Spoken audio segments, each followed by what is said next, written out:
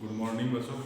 आज अपने जो पार्ट नंबर 10 विद्युत धारा वाला पॉइंट चल रहा है उसमें अपन ने जो प्रतिरोध वाला पॉइंट पढ़ा था उसमें प्रतिरोध की निर्भरता कौन कौन से कारकों के ऊपर निर्भर करती है। किसी चालक कार में आवेश के प्रभाव में आने वाली रुकावट या बाधा को हमने प्रतिरोध नाम दिया और प्रतिरोध है वो विद्युत धारा के विद्युमानुपाती होता है। ओम के नियम से विद्युत धारा आर बराबर होता है V/I। तो इस ओम के नियम में हमने देखा कि जिस पदार्थ का प्रतिरोध अधिक होता है उसमें प्रवाहित होने वाली धारा का मान कम हो जाता है। अब प्रतिरोध की लंबाई पर या मोटाई पर निर्भरता, यानी एक चालक कार जिसकी अगर अपन लंबाई बढ़ाएं तो उसकी प्रतिरोध का मान बढ़ता है या घटता है। तो किसी चालक कार की लंबाई पर प्रतिरोध की निर्भरता, जैसे जैसे आप कार की लंबाई बढ़ाते जाते हैं, एक परिपथ बनाएं, परिपथ में एक धारा नियंत्रक, एक कुंजी, एक सेल या बैटरी और यहाँ एक अपन एमीटर जोड़ देते हैं और एक परिपथ में ये प्रतिरोध तार और प्रतिरोध तार के सिरों पर उत्पन्न होने वाले विभवांतर को मापने के लिए यहाँ एक वोल्टमीटर लगा देते हैं। अक्ष वाई नाम का कोई चालक तार, ये प्रतिरोध तार जिसके सिरों पर विभवांतर उत्पन्न होता है। इस प्रतिरोध तार की यदि अपन लंबाई को बढ़ाएं तो प्रतिरोध का मान भी बढ़ता जाता है, अर्थात R समानुपाती होता है।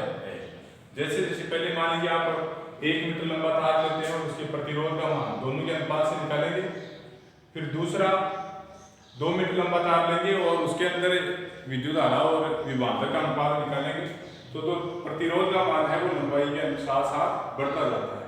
यदि इन दोनों के मध्य अपने ग्राफ खींचे, लंबाई और प्रतिरोध, तो हमें एक सरल रेखा प्राप्त होती है और इसका ये आरेख इस प्रकार होता है। दूसरा अपना पॉइंट है अनुप्रस्थ काट क्षेत्रफल या मोटाई पर निर्भरता। तो जब आप मान लीजिए यहाँ पर जो तार हम सामने लेते हैं उसकी लंबाई तो पहले वाली की बराबर ही है, लेकिन अब की बार इसकी मोटाई बढ़ा दी जाए और मोटाई बढ़ाने पर प्रतिरोध का मान घटेगा या बढ़ेगा।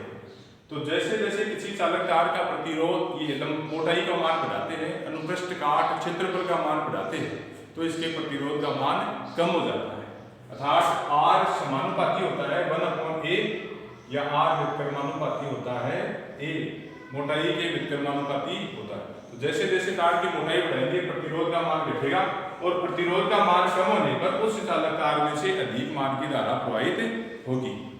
इसके लिए जो ग्राफ है वो इस प्रकार बनाया जाता है, प्रतिरोध और ये क्षेत्रफल, जैसे जैसे मोटाई का मान क्षेत्रफल का मान बढ़ता जाएगा प्रतिरोध का मान घटता जाता है, इसलिए जो आरेख है वो परवलयाकार प्राप्त होता है। या फिर इसको इस प्रकार भी लिख सकते हैं कि प्रतिरोध और अगर 1/A यानी क्षेत्रफल के समानुपाती, 1/A का मतलब यहाँ 1/A के यह प्रतिरोध R समानुपाती है, तो 1/A लिखेंगे तो ये सरल रेखा प्राप्त होती है। अब अपने पास तीसरा पॉइंट है प्रतिरोध की ताप पर निर्भरता।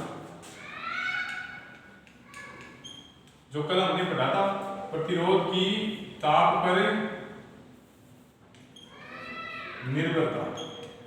अब यदि आप जो यहाँ पर चालक तार लेते हैं या प्रतिरोध तार लेते हैं, ये अलग अलग धातु का बना हुआ हो या इसके ताप को अपन कम या ज्यादा कर दें तो प्रतिरोध के मान पर क्या प्रभाव पड़ता है।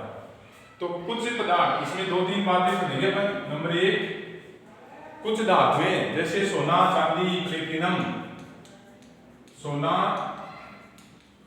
चांदी, तांबा जैसी धातुओं का ताप यदि बढ़ा दिया जाए तो इनके प्रतिरोध का मान बढ़ जाता है। सोना, चांदी और तांबा, प्लेटिनम यानी कोई भी धातु है, यदि उसका ताप बढ़ा दिया जाए तो प्रतिरोध का मान बढ़ जाता है। और प्रतिरोध का मान बढ़ने पर इनका अगर अपन ताप बढ़ाएंगे तो प्रतिरोध R का मान बढ़ेगा और प्रतिरोध R का मान बढ़ने पर उसकी चालकता का मान कम हो जाता है। दूसरा इसका जो पॉइंट है वो है कि कुछ मिश्र धातुएं जैसे मैग्नीज, नाइक्रोम, ऐसी मिश्र धातु अगर मिश्र धातुओं का ताप बढ़ा दिया जाए, ये जो प्रतिरोध तार हमने यहाँ काम में लिया वो अगर मिश्र धातु का बना हुआ हो और फिर अगर इनका ताप बढ़ा दिया जाए तो इनके प्रतिरोध पर कोई विशेष प्रभाव नहीं पड़ता है, अर्थात न तो प्रतिरोध का मान ज्यादा कम होता है और न ही बढ़ता है। तीसरा जो पॉइंट है, कुछ अर्धचालक जैसे सिलिकॉन एवं जर्मेनियम, सिलिकॉन इसका प्रतीक चिन्ह SI और जर्मेनियम का प्रतीक चिन्ह GE, और यह अपने जो पीरियोडिक टेबल है उसमें 14 नंबर का तत्व है और ये 32 नंबर का तत्व है। ये सिलिकॉन और जर्मेनियम जो है वो उपधातुओं के उदाहरण है, और अगर इन उपधातुओं का ताप बढ़ा दिया जाए, यहाँ प्रतिरोध तार पहले तो उपधातु के बने हुए हो, और अगर इनका ताप बढ़ा दिया जाए तो इनके प्रतिरोध का मान कम हो जाता है, और प्रतिरोध का मान घटने से इनमें आसानी से धारा प्रवाहित होना प्रारंभ हो जाती है। इसलिए जो पहले ये विद्युत के कुचालक हैं, अब धीरे धीरे यह विद्युत का चालन करना प्रारंभ कर देते हैं, इसलिए इनको अर्धचालक पदार्थ भी कहा जाता है। इसलिए इनको अर्धचालक पदार्थ भी कहा जाता है। तो सिलिकॉन और जर्मेनियम, परीक्षा में प्रश्न पूछा जाता है कि कोई दो उपधातुओं के नाम बताइए या कोई दो अर्धचालक पदार्थों के नाम बताइए, तो वो सिलिकॉन और जर्मेनियम।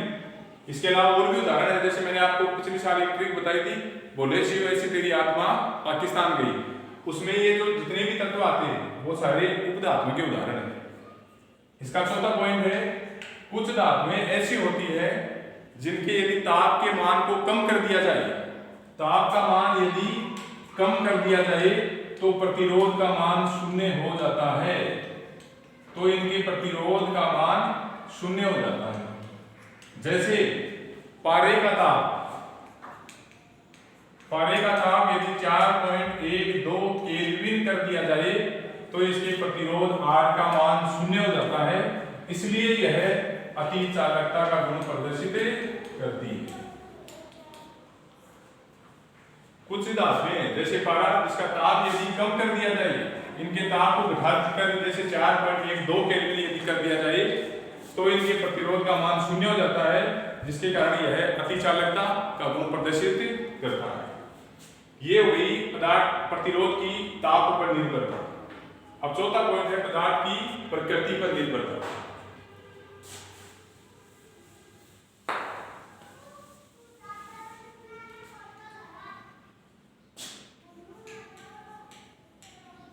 पदार्थ की प्रकृति पर निर्भरता।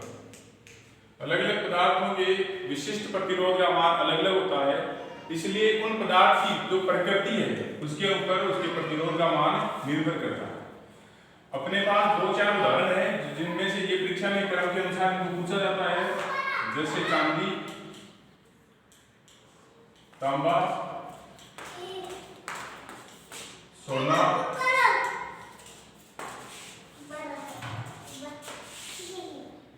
एल्यूमिनियम,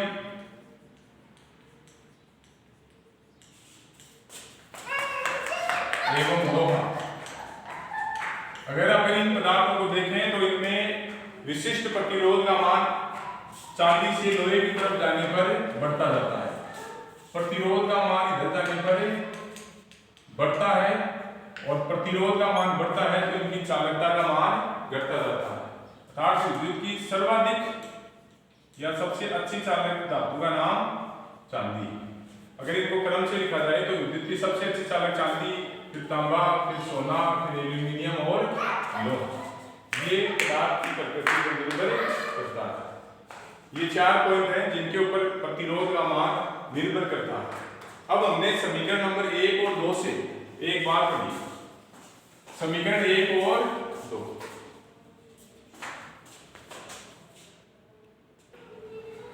हाँ, तो समीकरण 1 और 2 से हम जो बात करेंगे वो है, समीकरण 1 से हमने पढ़ा R समानुपाती L, और समीकरण 2 में लिखा है R समानुपाती 1/A या R व्युत्क्रमानुपाती A। समीकरण 1 और 2 से अगर इनको लिखें, समीकरण 1 व 2 से, तो इस प्रकार इसको लिखा जाता है R समानुपाती L/A, या इसको इस प्रकार लिखा जाए कि R बराबर होता है रो L/A। यहाँ रो जो शब्द है, ये जो चिन्ह है इसको रो के नाम से जानते हैं। यह एक स्थिरांक है जिसे चालक का विशिष्ट प्रतिरोध कहते हैं, इसे चालक का विशिष्ट प्रतिरोध कहते हैं। और विशिष्ट प्रतिरोध का मात्रक ओम गुणा मीटर होता है, जो मैंने आपको कल बता दिया था, ओम गुणा मीटर होता है। अब विशिष्ट प्रतिरोध जो है इसका मान किन किन कारकों के ऊपर निर्भर करता है? तो दो ही कारक हैं, एक विशिष्ट प्रतिरोध का मान पदार्थ की प्रकृति पर निर्भर करता है और दूसरा यह ताप पर भी निर्भर करता है। तो परीक्षा में ये दोनों प्रश्न पूछे जाते हैं कि प्रतिरोध की निर्भरता समझाइए, तो चार कारण लिख लें, मोटाई पर, लंबाई पर, ताप और पदार्थ की प्रकृति पर। और यदि केवल ये पूछा जाए कि विशिष्ट प्रतिरोध की निर्भरता लिखिए, तो ये दो ही कारकों पर निर्भर करता है, एक पदार्थ की प्रकृति पर और दूसरा ताप पर। दूसरा जो प्रश्न है ये आता है कि प्रतिरोध का मात्रक लिखिए, तो अपने को लिखना है ओम। और अगर विशिष्ट प्रतिरोध या दूसरा शब्द लिखा हुआ आता है प्रतिरोधकता का मात्रक क्या होगा, तो यहाँ इसकी जगह अपने को लिखना है ओम इंटू मीटर। और जिस पदार्थ का प्रतिरोध ज्यादा होता है उसमें प्रवाहित होने वाली धारा का मान कम होता है। इसके बाद अपना जो अगला पॉइंट है वह है कि प्रतिरोध जो उपकरण अपन काम में लेते हैं उनके अंदर लगे हुए जो प्रतिरोध तार है, इन प्रतिरोध तारों को अगर एक से ज्यादा को अपन काम में ले, यानी इनका संयोजन किया जाए, तो यह संयोजन किस प्रकार करने पर प्रतिरोध का मान ज्यादा होता है और किस प्रकार करने पर प्रतिरोध का मान कम होगा। तो प्रतिरोधों का संयोजन दो प्रकार का होता है, एक प्रतिरोधों का श्रेणी क्रम में जुड़ना और दूसरा प्रतिरोध तारों का समांतर क्रम में जोड़ा जाना। दोनों क्रम से अपन प्रतिरोध तारों को जोड़ेंगे और तुल्य प्रतिरोध का मान इनमें ज्ञात किया जाता है।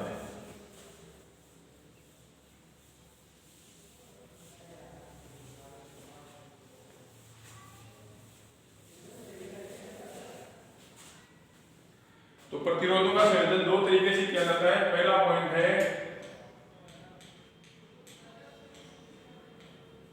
श्रेणी क्रम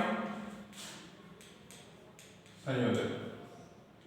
प्रतिरोधों का दो तरीके से संयोजन होता है। पहला है श्रेणी क्रम संयोजन। इसमें देखो तीन प्रतिरोध तार जिनको अपन क्रम से लेते हैं, एक प्रतिरोध तार, ये दूसरा प्रतिरोध तार, ये तीसरा प्रतिरोध तार। इनको एक तरफ अपन एमीटर से जोड़ेंगे, दूसरी तरफ इनको कुंजी से, और एक यहां पर सेल या बैटरी लगा दी जाती। ये इनको इस प्रकार, इसको इस तार को संयोजन तार के नाम से जाना जाता है, जो कि विद्युत रोधी तांबे के तार का बनाया जाता है। विद्युत रोधी तांबे का तार का बना है। ये बैटरी जिसको ई से प्रदर्शित करेंगे, कुंजी को ऑन करेंगे तो इसमें जो धारा प्रवाहित होगी आई, उसको एमीटर से मापा जाता है। ये कुंजी जिसको के से प्रदर्शित करेंगे, ये प्रतिरोध जिसका नाम मान लीजिए R1 है, ये प्रतिरोध R2 और ये प्रतिरोध R3। इन प्रतिरोध तारों के सिरों पर उत्पन्न होने वाले विभवांतर को मापने के लिए हमें अलग अलग वोल्टमीटर लगाने होंगे। एक जिसको मान लीजिए V1 नाम दे दिया, दूसरे विभवांतर का नाम मान लीजिए V2 वोल्टमीटर का नाम, तीसरे वोल्टमीटर का नाम मान लीजिए अपन लिख देते हैं V, जो कि इन तीन प्रतिरोध तारों के सिरों पर उत्पन्न होने वाले विभवांतर को मापने में सहायक है। अब श्रेणी क्रम संयोजन की सबसे पहले परिभाषा क्या है? तो प्रतिरोधों का वह संयोजन, प्रतिरोधों का ऐसा संयोजन जिसमें एक प्रतिरोध तार का पहला सिरा परिपथ से जुड़ा हुआ हो तथा दूसरा सिरा दूसरे प्रतिरोध तार के पहले सिरे से या दूसरे सिरे से, तथा दूसरे प्रतिरोध तार का दूसरा सिरा तीसरे प्रतिरोध तार के पहले सिरे से, और तीसरे प्रतिरोध तार का दूसरा सिरा पुनः परिपथ से जुड़ा हो, तो इसे प्रतिरोधों का श्रेणी क्रम संयोजन कहा जाता है। प्रतिरोधों का ऐसा संयोजन जिसमें एक प्रतिरोध तार का पहला सिरा परिपथ से तथा उसका दूसरा सिरा दूसरे प्रतिरोध तार के पहले सिरे से जुड़ा हो, तथा दूसरे प्रतिरोध तार का दूसरा सिरा तीसरे से और तीसरे का दूसरा सिरा पुनः परिपथ से जुड़ा हुआ हो, इसे श्रेणी क्रम संयोजन कहा जाता है। अब श्रेणी क्रम संयोजन के अंदर हम तीन प्रतिरोध तार काम में लेते हैं। जिनमें प्रवाहित होने वाली धारा जिसका मान सदैव एक समान होता है।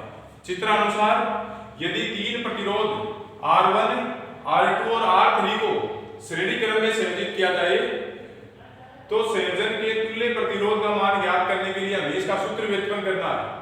तो इस श्रेणी क्रम संयोजन में पहले जब धारा प्रवाहित करेंगे तो सबसे पहले प्रतिरोध R1 में प्रवाहित होगी, फिर धारा R2 में प्रवेश करती है और फिर धारा R3 से होकर नए परिपथ में पहुंचती है। इस कारण इस परिपथ में प्रवाहित होने वाली धारा का मान सदैव एक समान होता है।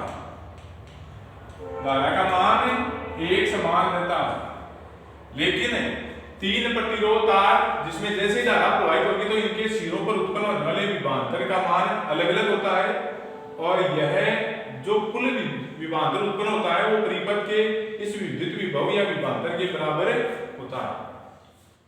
इसमें उत्पन्न होने वाले विभवांतर का मान तीनों प्रतिरोधों के सिरों पर उत्पन्न होने वाले विभवांतर के योग के बराबर होता है।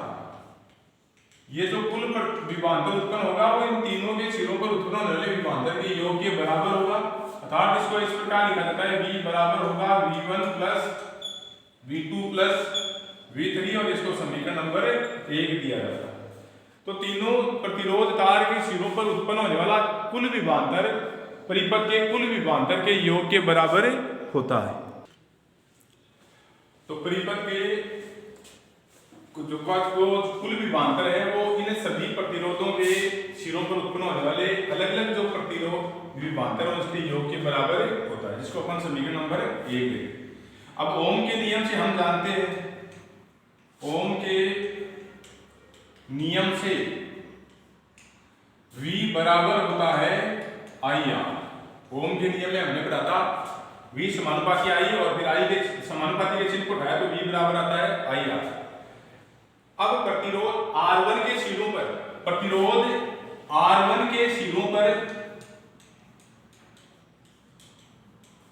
उत्पन्न विभवांतर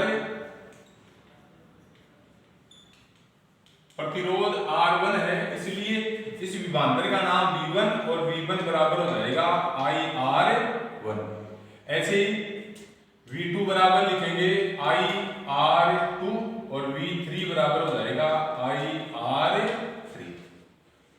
अलग अलग प्रतिरोध के सिरों पर अपन निकालेंगे, जैसे R1 वाला ये हो गया तो R2 के लिए V2 हो जाएगा, R3 के लिए V3, इनके मान हो जाएंगे। अब इस V का मान या V1, V2 और V3 का मान समीकरण नंबर 1 में लिखेंगे। समीकरण 1 के हिसाब से V बराबर क्या लिखेंगे जी IR और V1 बराबर IR1 प्लस IR2 और प्लस IR3। अब इन दोनों तरफ देखो जी, एक I है वो कॉमन है, I को कॉमन लेते हैं तो यहाँ बचेगा R बराबर I कॉमन आ गया तो इधर बचेगा जी R1 plus R2 plus R3।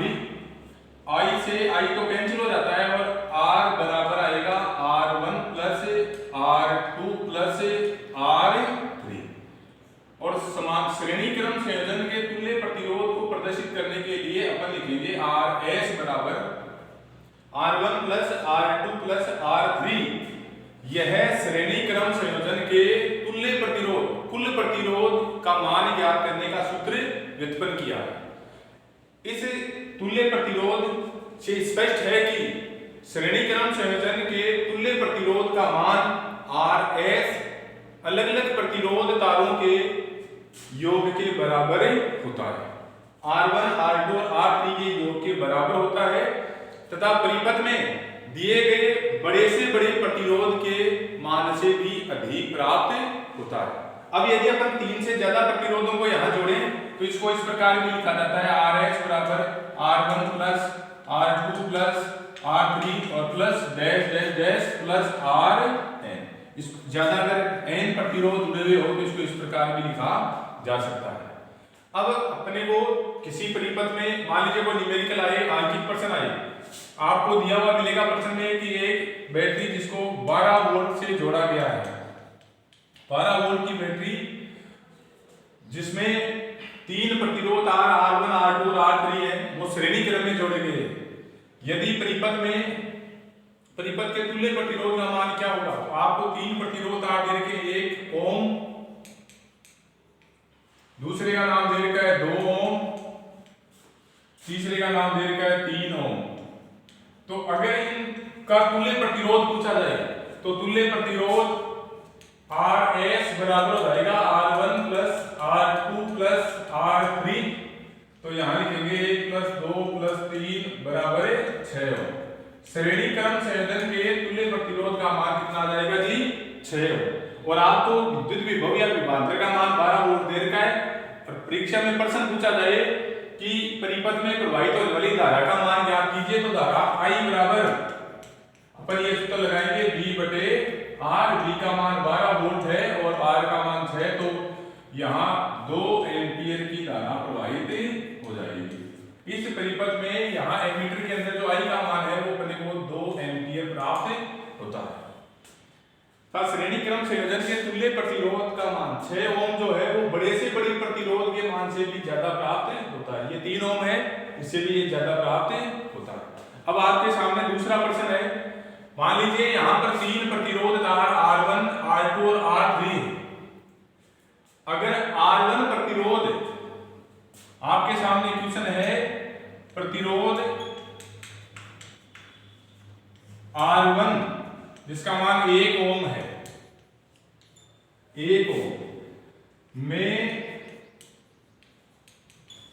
प्रवाहित धारा का